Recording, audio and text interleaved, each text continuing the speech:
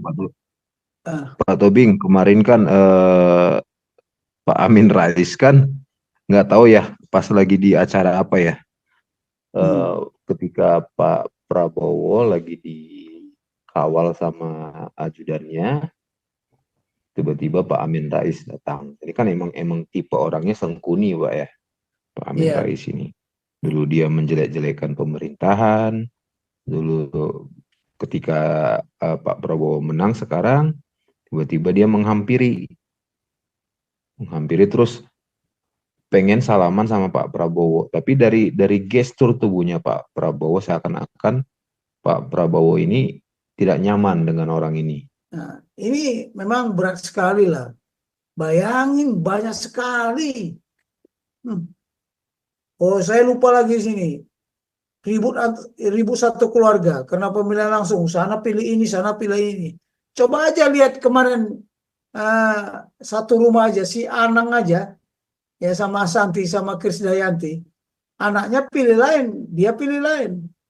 Ya karena dia banyak uang nggak persoalan bagi dia. Nah, tapi coba lihat,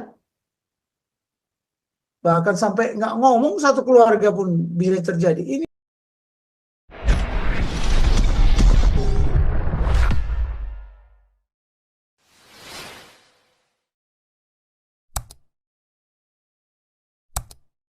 Pak Tobing. Ya, silakan. Iya, saya lagi Pak Tobingnya. oke, silakan. Iya Pak Tobing. Ini mengenai Pancasila, memang di Indonesia ini sudah sangat udah mulai hilang secara perlahan-lahan. Ini sebenarnya apa yang membuatnya Pak Tobing? Apakah ini dimulai dari era zamannya Pak SBY atau dimulai dari eranya dari Ibu Megawati? Ya, Tapi kan kalau saya bilang ya dari Megawati sama Amin Rais. Karena dia lah dari Pancasila keempat itu kan. iya, tapi Dengan kan mereka, kemarin Pak Tobing, kemarin kan Pak Amin Rais kan nggak tahu ya pas lagi di acara apa ya, ketika Pak Prabowo lagi dikawal sama ajudannya, tiba-tiba Pak Amin Rais datang. Ini kan emang tipe orangnya sengkuni, Pak ya, Pak Amin iya. Rais ini. Dulu dia menjelek-jelekan pemerintahan, dulu ketika Pak Prabowo menang, sekarang tiba-tiba dia menghampiri terus pengen salaman sama Pak Prabowo, tapi dari gestur tubuhnya Pak Prabowo seakan-akan Pak Prabowo ini tidak nyaman dengan orang ini, gitu ya Pak Tobing ya. Nah, terus yang ingin saya tanyakan tadi, pertama, dimulai dari zamannya Ibu Megawati kah atau zaman Pak SBY? Terus bagaimana kita bisa mengembalikan lagi pendidikan moral Pancasila? Ini kan dulu saya kan kelahiran tahun 87 Pak Tobingnya. Saya masih sempat merasakan namanya manisnya buahnya dari Pancasila ini ketika kita dengan tetangga sangat ramah, tetangga yang berbeda iman juga sangat bergotong royong gitu ya, saling menghargai, saling toleransi. Nah, tapi ini semakin lama sudah mulai terkikis, sudah mulai terpecah belah, terkotak-kotak gitu Pak Tobing.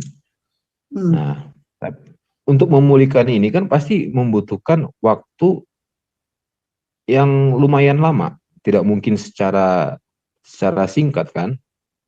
Nah, ya menurut saya ini nanti kalau bisa peran Menteri Pendidikan yang baru.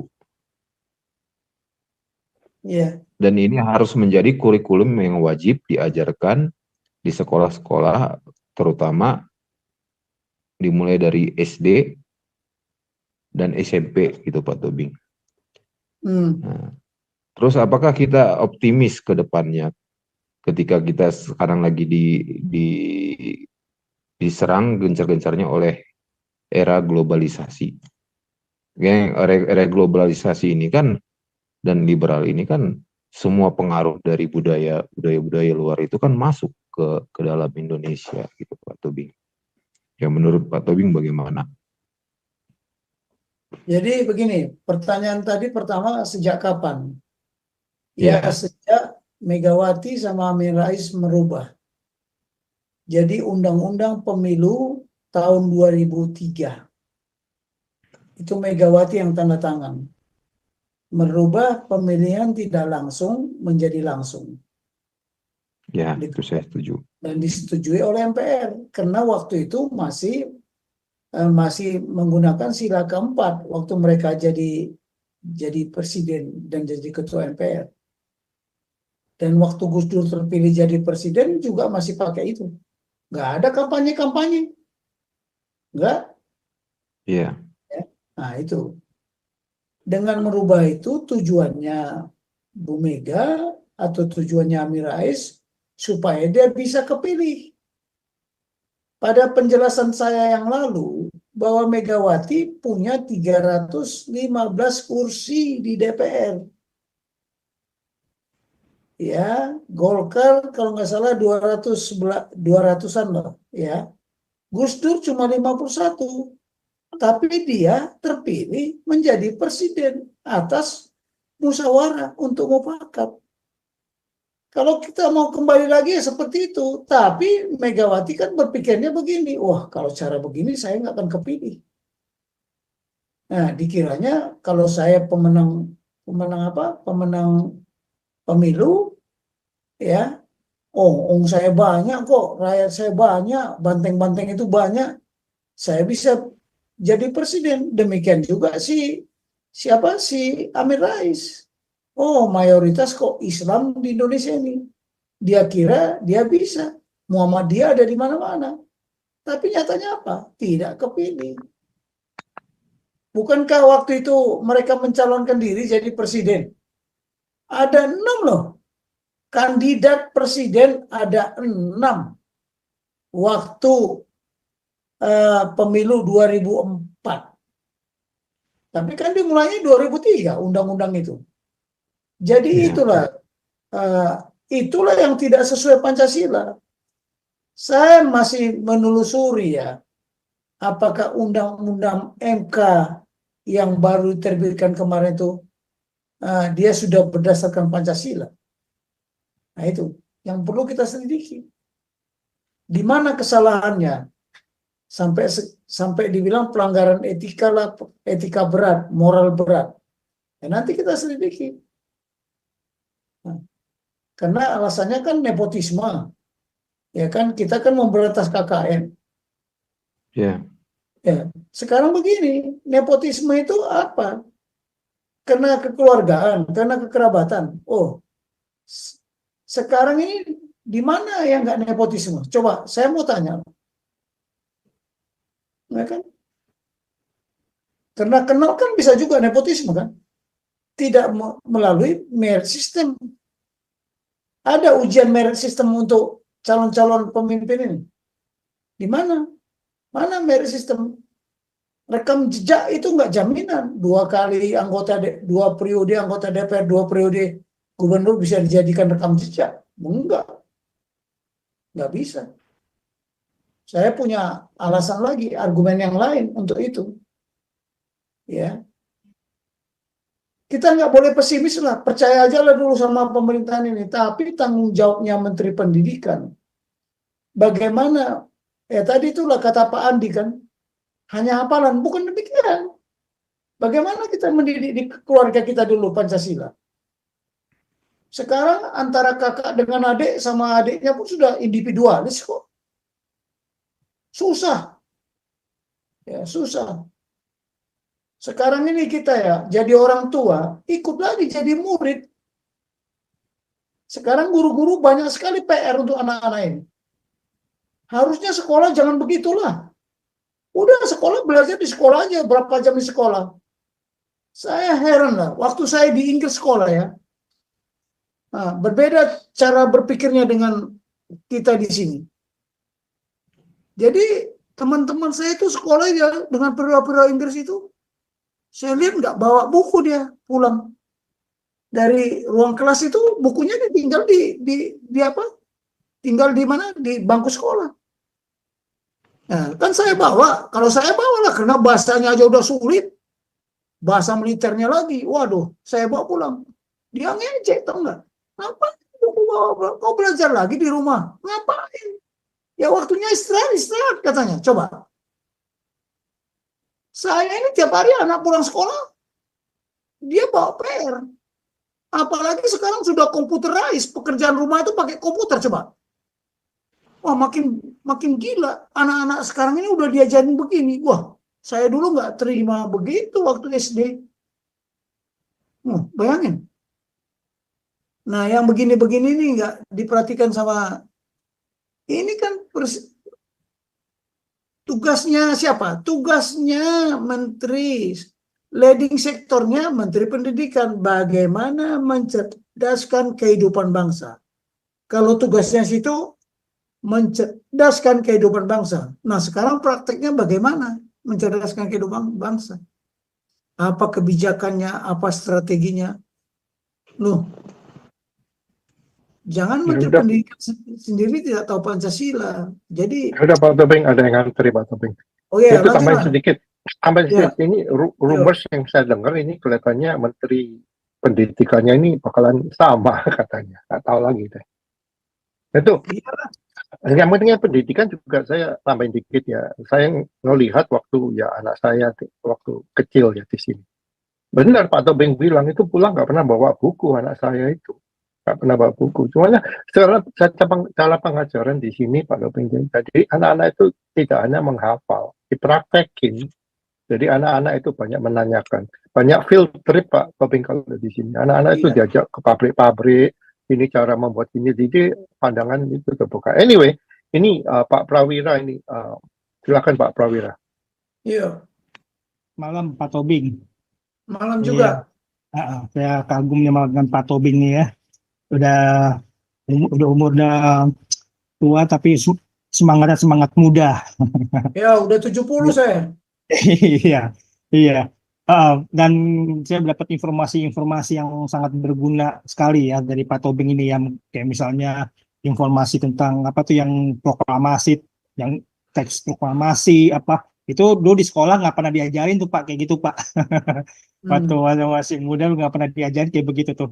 Yang mengenai apa piagam Jakarta apa tuh yang Soekarno bingung apakah piagam Jakarta apa yang pembukaan B45 tuh nggak ada tuh di sekolah tuh, kajian gitu nggak ada ya. Terus ya yang perlu saya garis bawain Pak, ini emang kalau kita lihat di zaman Orde Baru ya Pak ya, kan kalau zaman Orde Baru kan saya lihat bagus sebenarnya ya Pak, zaman Orde Baru itu ya. Kan dulu kan ada perwakilan dari ABRI, perwakilan dari apa sih yang Persatuan Hindu ya, Hindu, Buddha, Golongan lah, Katolik, golongan. Utusan golongan golongan. ya. Iya, utusan golongan ya, benar sekali. Itu bagus sekali mereka ada di situ semua ya. Ini sebenarnya bagus ya, cuma mungkin Soeharto jatuh tuh ya karena mungkin karena iri ya kayaknya sih. Karena dia kan apa 32 tahun ya berkuasa ya. Kayak kalau saya lihat sih karena dia saat iri ya kayaknya tuh itu ya. Sama kayak Pak yang inilah kayak Pak Teddy ini kan ngomong apa apa nama oligarki ya kan yang katanya menguasai banyak lahan. Saya kasih tahu Pak Teddy, lahan itu oligarki itu dia HGU Pak Teddy, hak guna usaha. Jadi cuma hanya 25 tahun. Jadi itu kayak dia sewa ke negara gitu loh.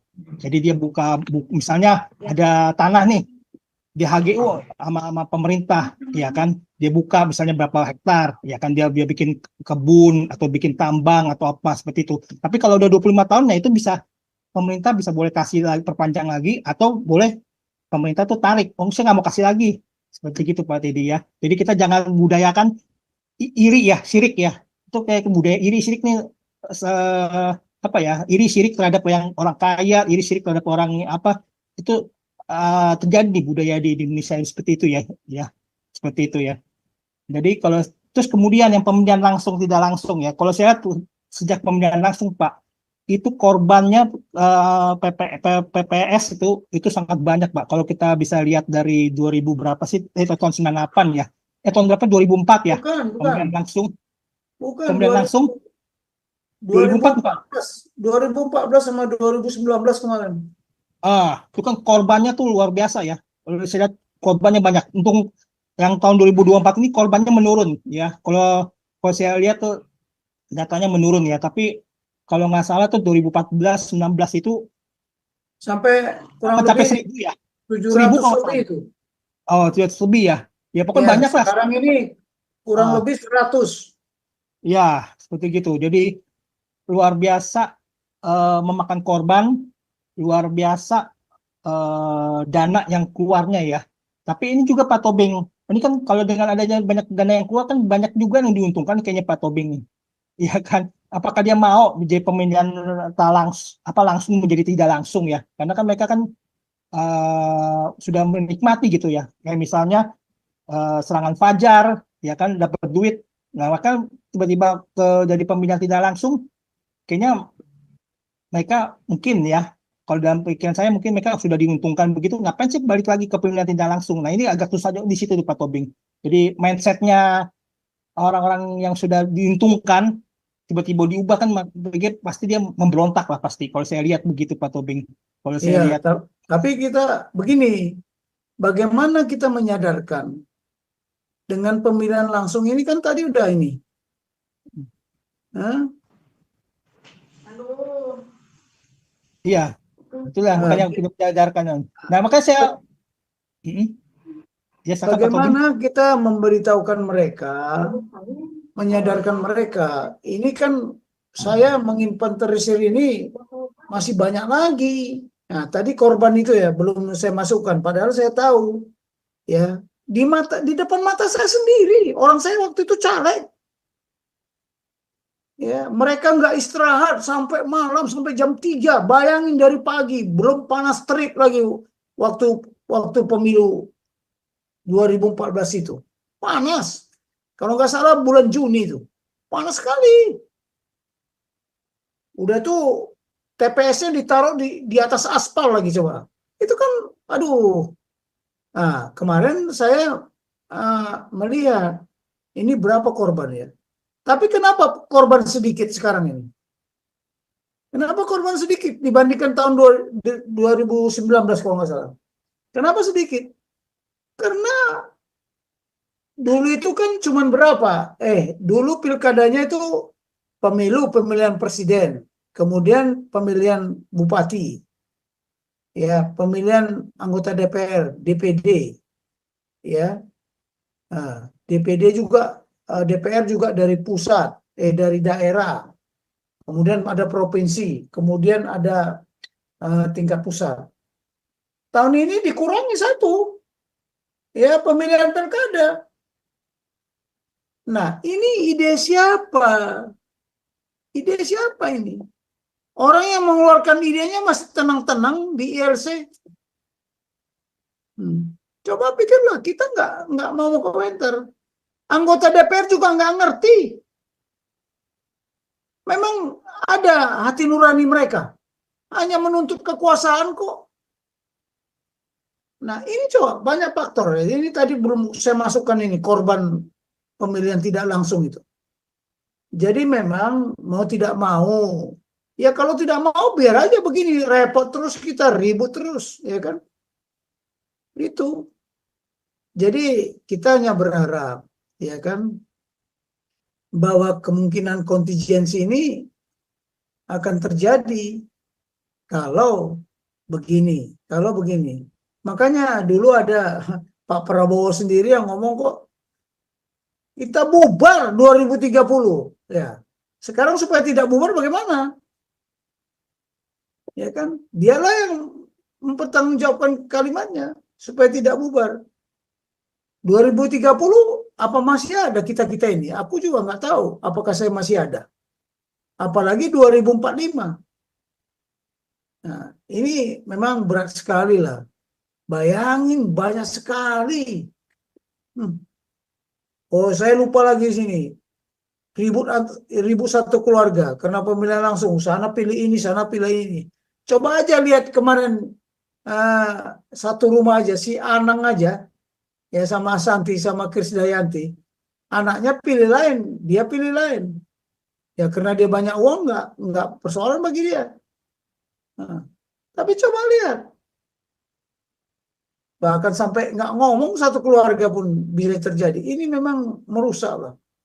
Pemilihan langsung ini merusak.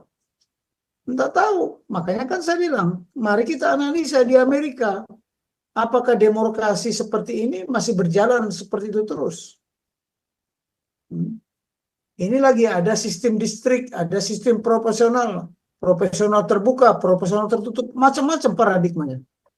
Saya sendiri bingung. Ya, tapi ya saya harus mikir juga, walaupun sudah seusia seperti ini gimana nanti negara ini ya? Nah, kita inilah sisa-sisa laskar tak berguna ini, bagaimana mewariskan yang positif gitu loh. Apa ide kita supaya anak-anak sekarang ya generasi Z ini katanya, kita kan dibilang apa?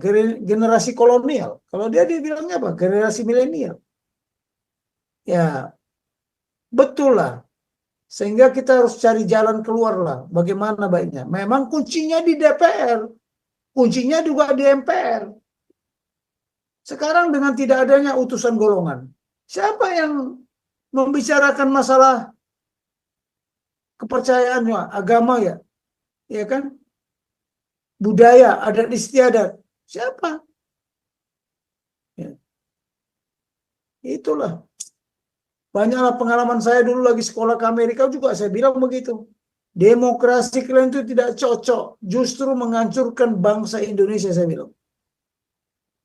Karena bangsa ini sudah ada di Nusantara ini sebelum merdeka. Kalau kalian Amerika, sorry to say, saya bilang, you come from another country, another state, datang ke sini saya bilang. Kalau kalian tidak pakai demokrasi pemilihan langsung, ya bubarlah. Iya. Mungkin saya mau tambahin Pak Tobing. Jadi kalau lihat dari misalnya dari korban jiwa ya yang meninggal dari pemilihan langsung ini, sebenarnya dia menurun itu karena kalau saya lihat TPS-nya itu ditambah dan anggota TPS-nya, anggota KPPS-nya itu juga ditambah. Seperti itu. Makanya berkurang deh. Tapi tetap ada korban kan? Dia pun ditambah. Tapi itu kan Iya. Uang negara jadi habis di situ kan. Jadi itu Iya, yang kalau saya lihat kayak gitu jadi boros ya. Jadi boros. Kenapa? Dia nambah TPS-nya, dia nambah anggota ke KPPS-nya. Jadi makanya berkurang ya. Tapi kalau dia nggak nambah TPS sama anggota KPPS itu pasti korbannya sebanyak kayak 5 tahun lalu atau 10 tahun lalu seperti itu. Terus kemudian yang demokrasi liberal sebenarnya sih kalau mau benar-benar demokrasi liberal ya kayak Amerika gitu ya partainya 2 partai itu udah contohnya Amerika kan 2 partai, yang satu pemerintahan yang satu oposisi udah jelas. Nah kita kan 14 partai Pak Tobing. Ini yang bikin jadi bahkan banyaknya korban jiwa jadi ke panitia KPPS banyak yang meninggal kan karena 14 partai 16 malah ya 16 beberapa partai kemarin itu 16 kalau nggak salah ya. Iya kan, terlalu banyak. Menurut saya kalau mau demokrasi liberal boleh aja, tapi 2 partai ikutin kayak mereka benar-benar 2 partai, satu oposisi satu enggak gitu loh, pemerintah gitu loh, seperti itu. Kalau mau ya. Tapi kenyataannya kan mana bisa 16 partai dijadiin 2 partai, mereka nggak mau saling gabung. Itu dia Pandi, benar. Enggak, kedua itu saya yang nggak masuk akal itu kok pemilu kok bisa ada korban tuh piye toh? Kalau di sini Pak. Tempat-tempat sekolahan itu, auditorium itu dipakai buat tempat pemungutan suara. Kantor lurah, kantor camat itu dipakai ke sekolahan, gereja pun boleh, gereja, wihara. Itu kan otomatis parking lotnya udah banyak tuh, jadi buat kendaraan. Jadi jangan taruh TPS di tengah-tengah aspal yang tadi Pak Tobing bilang, orang kepanasan. Ya kan? Jadi kantor-kantor pemerintah itu dipakai yang ber-AC kayak apa kayak gitu kan, seperti di sekolah. Di SMA kan auditoriumnya kan gede gitu, lapangan basketnya kan gede. Nah itu dipakai untuk TPS. Jadi makanya kalau Pak Prawira bilang ada korban mati waktu pemilu, ya bingung matinya diinjak orang atau dipukulin orang apa kayak enggak, matinya kepanasan. Kelelahan. Pak. Iya. Kan edan itu Pak. Oke, ini lanjut nih, baru buncit, Pak Ya. Buncit, lanjut. Untung ini ya, tahun ini tidak ada pilkada. Coba bayangin pilkada, berapa bupati, berapa gubernur, waduh, kacau lah. Itu bikin parah lagi. Rakyat pun bingung kok. Banyak yang mana mau dicucuk. Kemarin juga gitu. Saya datang ke TPS ya. Habis apa itu, wah saya bingung mau milih siapa ini anggota DPD. Nggak dikenal satupun. Cucu aja lah, mana yang ditancap. Kalau perlu tutup mata cucu tuh gitu. Nah makanya Ya, tapi Pak Topeng kan kenal Komeng. Tuh, ya kalau aja si Komeng. Komeng kena terkenal, kelebihan dia Makanya terkenal itu. dia. Saya nggak bisa habis pikir pelawak masuk DPR terus mau ngelawak Iya. di sono. Makanya Ini Pak kalau Buncit, Pak Buncit, makanya lanjut. pemilihan Lanjut. langsung ini yang dipilih yang populer, popularitas. Itulah. Ya sorry Ayo to Pak say. Ya, Pak Buncit, terus Buncit.